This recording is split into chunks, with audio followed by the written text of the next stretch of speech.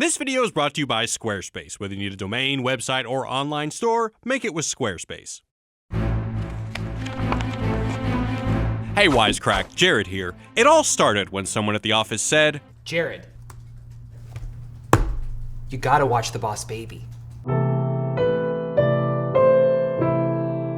So I did. And then, perhaps reluctantly, we covered it on our movie podcast Show Me the Meaning. And yes, shameless plug, check it out using the link in the description. And let me tell you, something odd happens to you when you spend hours thinking about The Boss Baby. Soon it became a semi-ironic obsession. And then, after it got nominated for an Oscar, we said, F it, we have to do a video on The Boss Baby. So we're gonna do something a little different today. It's not that The Boss Baby is a deliberate and nuanced exploration of childhood psychology, it's more, holy shit. This movie accidentally shows us how the way we currently think about love is not only ruining us, but our future children. So, if you thought the Tide Pod challenge was bad for kids, strap in for this Wisecrack edition on The Boss Baby. And, as always, and if you care, spoilers ahead. Let's start with a recap. Tim is living a perfect childhood with his family. It's nothing but imaginary adventures and expensively licensed lullabies. Blackbird singing in the dead of night. Until the baby shows up. Suddenly, Tim's parents need to spread the love around, and Tim finds himself struggling with not being the center of attention. What about me? Tim learns that this is no ordinary baby. It's an Oscar-nominated boss baby. It can talk, hold meetings, and eat solid food. At first, Tim tries to expose the baby's bossy ways, thinking a besuited baby might freak his parents out enough that they, throw the baby away or something.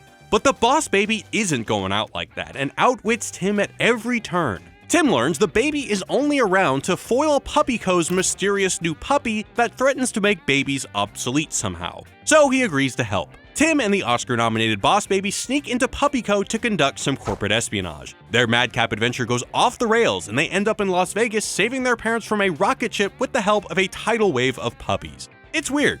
So, what's the movie really about? Well, the short answer is easy.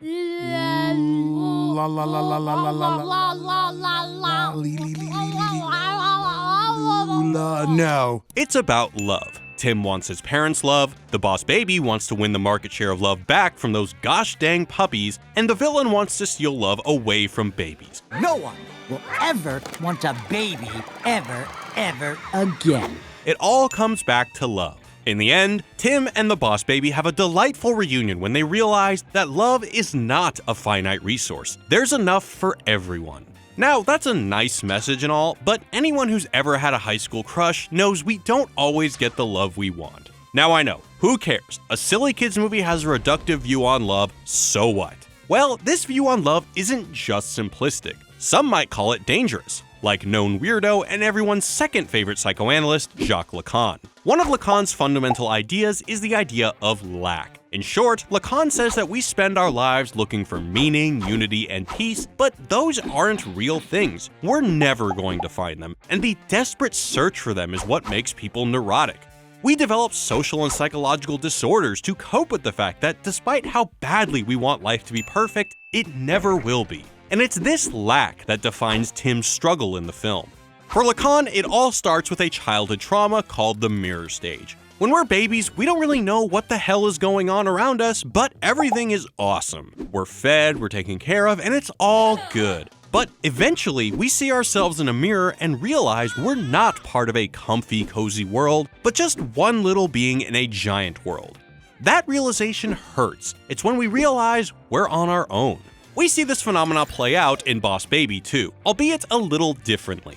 Tim is naive to the fact that the world doesn't cater to his every need until the Boss Baby shows up and he is traumatized. Suddenly, the world isn't all about Tim. His parents only have a finite amount of love to give. Mom and Dad don't even know you. They love me. Oh yeah? Do the math, kid. There's only so much love to go around. It's like these beads. You used to have all your parents' love, all their time, all their attention. You had all the beads. But then I came along. Babies take up a lot of time. They need a lot of attention. They get all the love.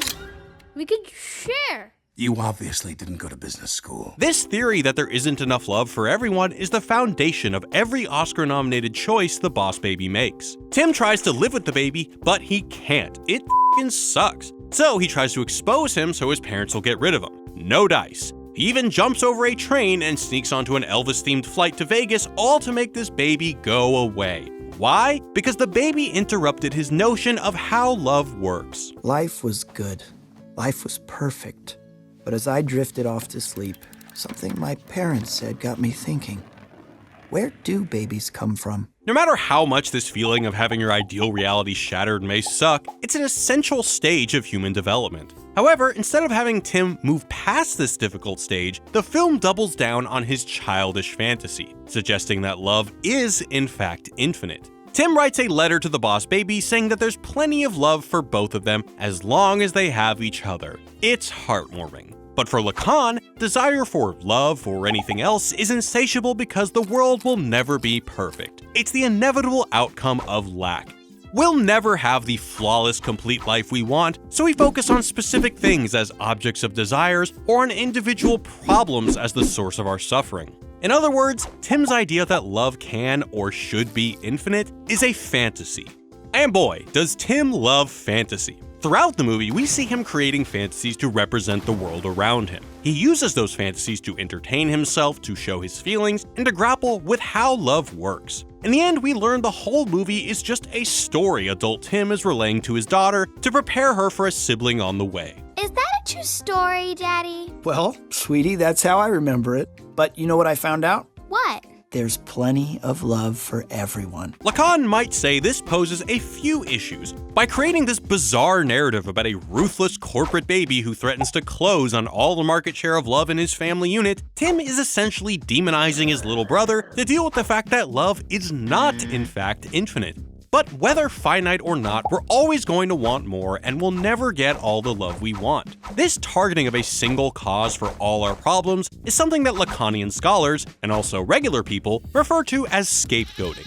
In the case of the family, we develop neuroses to cope with the feelings of isolation that start with the mirror stage. Or we fabricate a story about a giant corporation of babies to justify hating our little brother. We see the same thing happen with the villain Francis, formerly Super Colossal Big Fat Boss Baby. He becomes an evil psychopath and tries to steal love from all babies because his fantasy of staying a baby forever is taken away from him, and he blames all other babies. This is what happens when we expect a perfect world and don't get what we want. We act like babies, but not necessarily the Oscar-nominated kind. And then Tim does quite possibly the most irresponsible thing ever. He passes his fantasy and all the neurotic baggage that comes with it onto his daughter.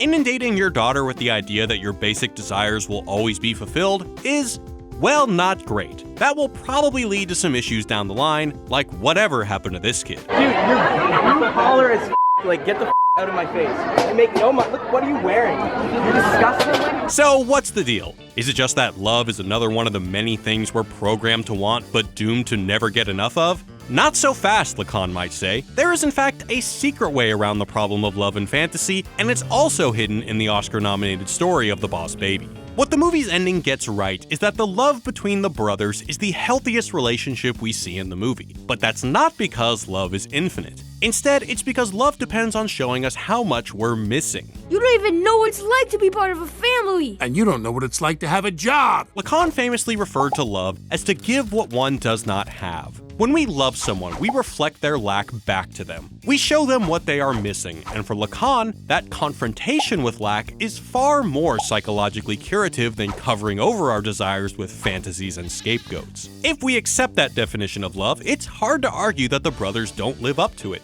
From the very beginning, they're positioned not just as opposites, but as complementary. Boss Baby is practical, but Tim is a dreamer. The Boss Baby writes memos, Tim takes action. Tim has experienced love and values it immensely. Boss Baby has never been loved and isn't too worried about it. I may look like a baby, but I was born all grown up. You never had someone to love you? Well, you can't miss what you never had. They each cover the other's flaws and reflect them back to each other in a way that helps them both grow and save the day. It's the Boss Baby's motivational skills that keep Tim on the bike once he loses the training wheels. The path to success is not a straight line, Templeton, but rather a wild ride. And it's Tim's imagination that allows them to defeat Francis in the end. By showing the other what they're missing and embodying those values, they help each other grow into more well-rounded and healthy individuals. For Lacan, love isn't meant to fill in the gaps we fill in our lives. The attempt to make life perfect is exactly what leads to neurosis and pathology and all kinds of other messy things. Instead, love shows us what we're missing and makes it okay because we see what is missing in someone else.